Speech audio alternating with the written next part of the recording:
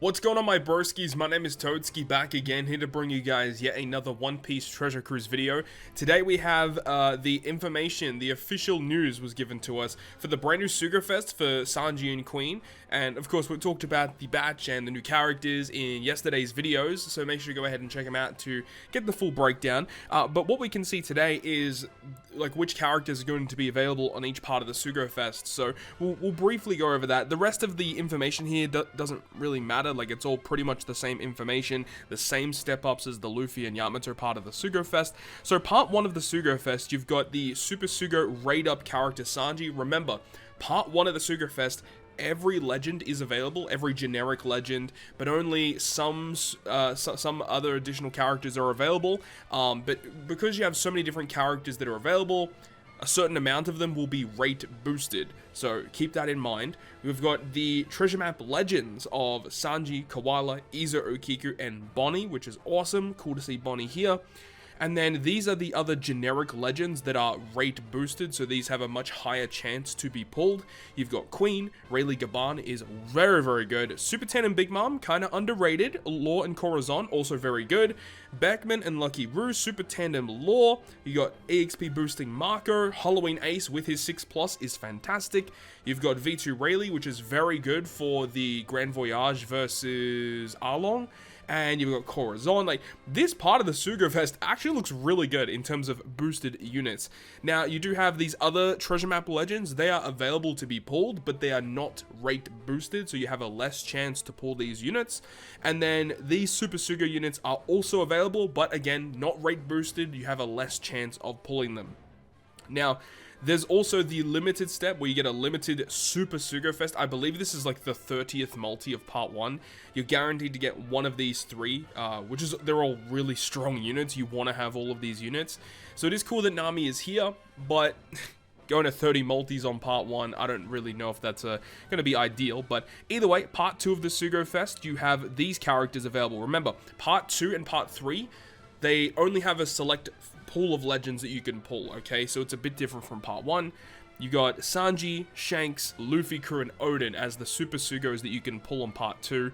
TM legends, Carrot Wanda, Bon Clay, and Jinbei. And then these are your other generic legends that you can pull on this part of the Sugo-Fest. So interesting pool of units here. Definitely not as exciting as part 1. You have some units that overlap, but not as exciting as part 1 in my personal opinion. There are a couple of good ones in here for sure though. And then of course it limits down all the way to the limited pool and the super limited pool, so it is what it is. Sanji's definitely the highlight though. And then part 3 of the Sugo-Fest, so this is the part where this is like Queen's banner.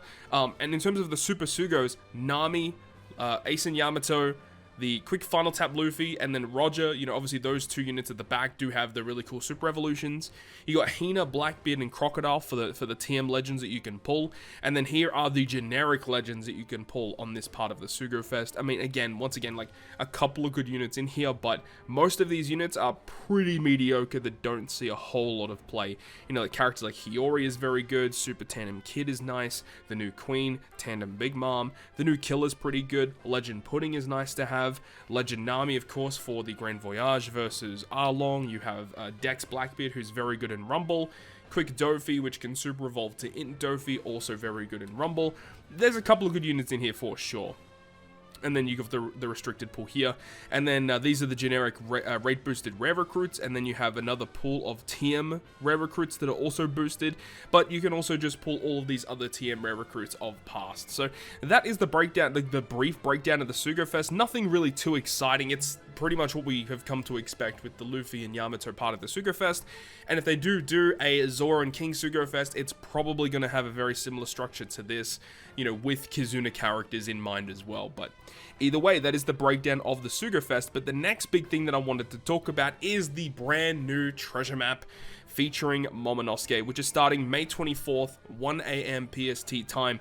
So Momonosuke is look at this artwork, by the way, dude. This is one of the coolest artworks in the game, and I made a tweet about it as well. I'm kind of pissed off that Odin and Toki were selected to be the anniversary exclusive character for part 1, because this would have been amazing as the legend for the anniversary exclusive for part 1. Way more people would have been hyped, and I think people wouldn't have been as upset as they were looking at part 1 of the Sugo-Fest if this character was that unit. Artwork aside though, the character and what he does is actually kind of mediocre, unfortunately. He's a strength slasher free spirit. Captain ability is just kind of mid. 4 times attack to slashes, 1.25 HP, -1 cooldown, and he does 9 type damage to a single target at the end of the turn based on the number of perfects that you hit, up to 150 times his attack. It's kind of like a nerfed version of V2 Akainu, kind of like a V1 Kaido kind of thing. I understand why they've done his captain ability the way that they have, but it's not that great. But at least you can use his captain ability to get around resilient stuff, which I guess is cool. And then his special ability reduces the crew's despair duration by 3 turns, and then he gives himself a guaranteed Wano slot, and then he also will give your slashers a 2.75 times orb boost. I will say, for a free-to-play unit to give a 2.75 orb boost, that's actually really, really good. The thing is, though, is that Odin and Toki, who is a slasher-focused unit, just came out, and their super swap gives you a 2.5 times orb boost. So I do think that it is a bit strange that this character has an orb boosting special when Odin and Toki have an orb boosting super swap.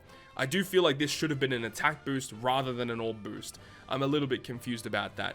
But remember, he is a slasher, so he can get access to Whitey Bay support, which will remove a further 2 turns of Bind and Despair, because this unit is a slasher for some reason. But Momonosuke has access to some very good supports, so I do think that this character will still see some play. It's just unfortunate that he just doesn't do a whole lot, unfortunately. At least he does make strength slots beneficial to the whole crew as a crewmate. That's actually really cool. -1 cooldown every time another slasher uses a special. And then the support effect is actually really interesting, attaching to Yamato and Luffy, and it just boosts damage dealt against Kaido enemies by 1.3.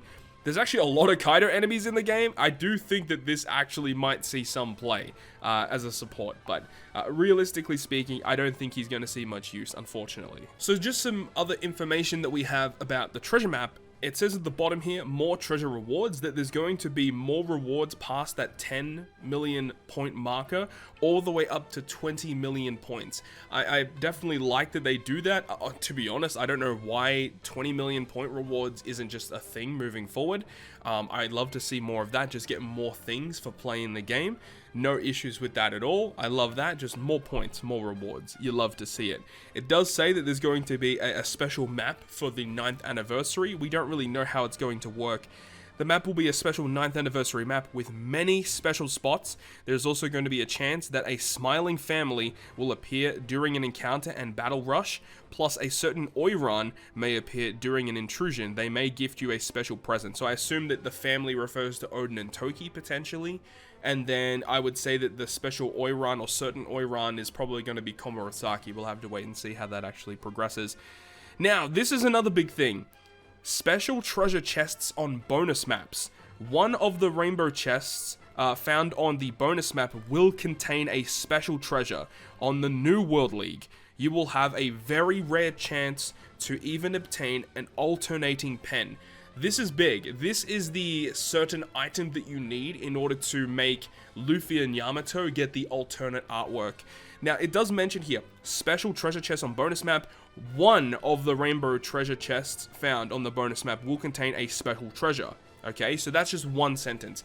I don't really know what that means. It could be something in particular, but then the sentence after that, that's where it says, on New World League, you will have a very rare chance to even obtain an alternating pen.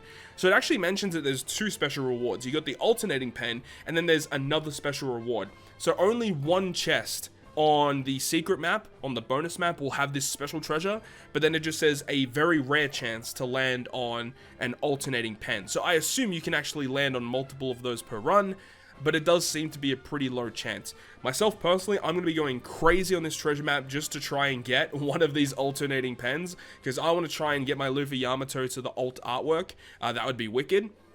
We'll have to wait and see how that actually progresses, though. It also mentions that you can spend 1,000, exchange 1,000 treasure points, which I mean the treasure tickets, for a special deal of limit break sets. So you got 30 fragments, 10 crystals, and a jewel. I don't actually think it's that worth it. I'm not too sure if that's actually good. I don't think it actually is that good.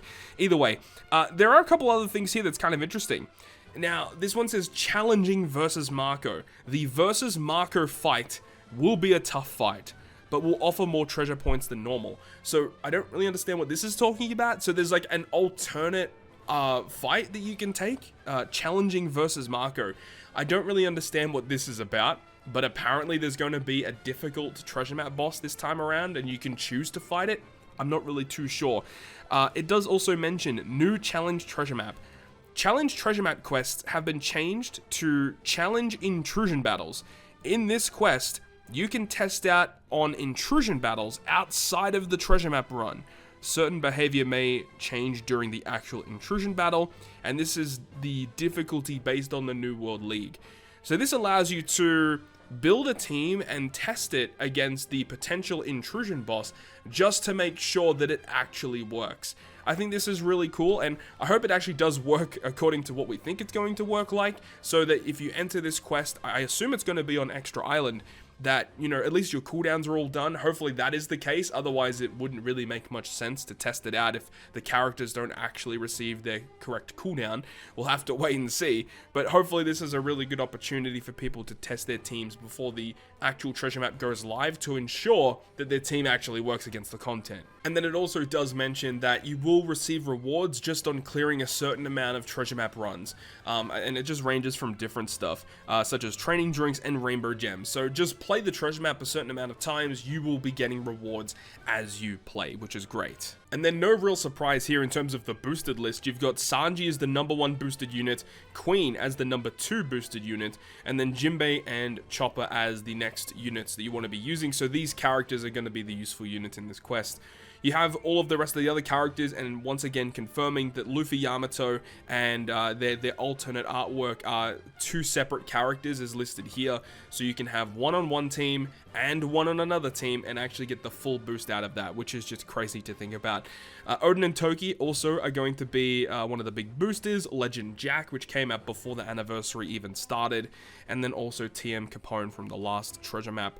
And then a whole bunch of rare recruits as well from the last few batches. You've obviously got the new Blitz Kaido is going to be boosted, Barto Cavendish, last month's Super Evolution, as well as the upcoming Super Evolution of the Dual Linlin, which is pretty cool to see.